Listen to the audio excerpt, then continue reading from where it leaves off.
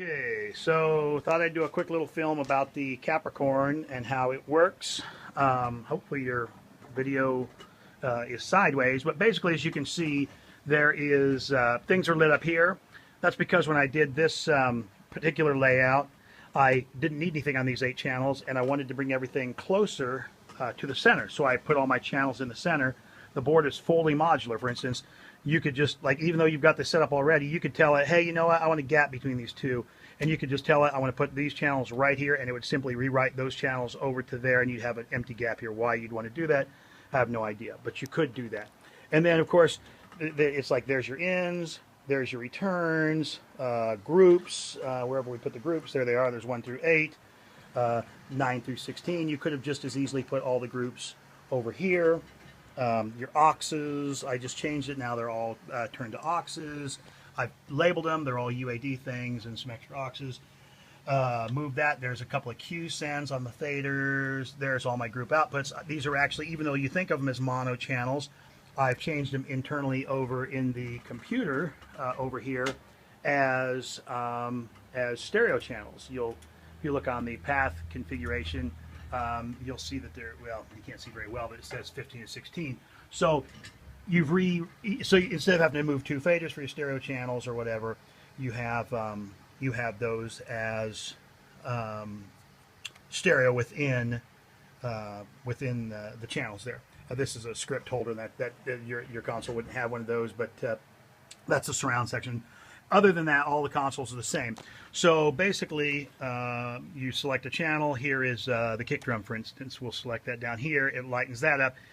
Turns this entire center section into your EQ, compression if you have it assigned, gating, limiters, pan controls, high-pass filters. This tells you not only visually what your equalizer is, which it's 4-band plus high-pass, low-pass filter overlapping bands.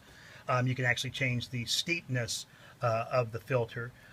If it's gentle or steep, you can actually make it more like a notch filter as well, and of course that's fully selectable from, looks like about 16 hertz on up to 400 on the high pass, and from about 800 to 20K on the low pass. So, and then of course all your auxes up here. So you select a kick. You can have up to 16 auxes. I just have 6, and I've sort of arranged them this way so they're easy to get to. So this basically becomes, as you select each channel, that channel. Pretty comprehensive. You can then change all of these, for instance, to be the aux sends individually, or like this could all be aux 1, or you could have one aux 1, 2, 3, 4, whatever you want to focus on that particular channel. This shows your panning. Basically, the board's completely configurable. This is your selection. If you want to assign, like on the inputs, for instance, your kick drum, we have it assigned to 1, but you can assign it to any track output that you want, or group, or straight to any of the 8 buses that are out.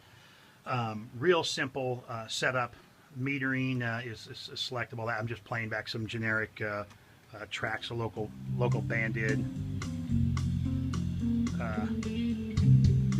So anyway, pretty comprehensive mixing console.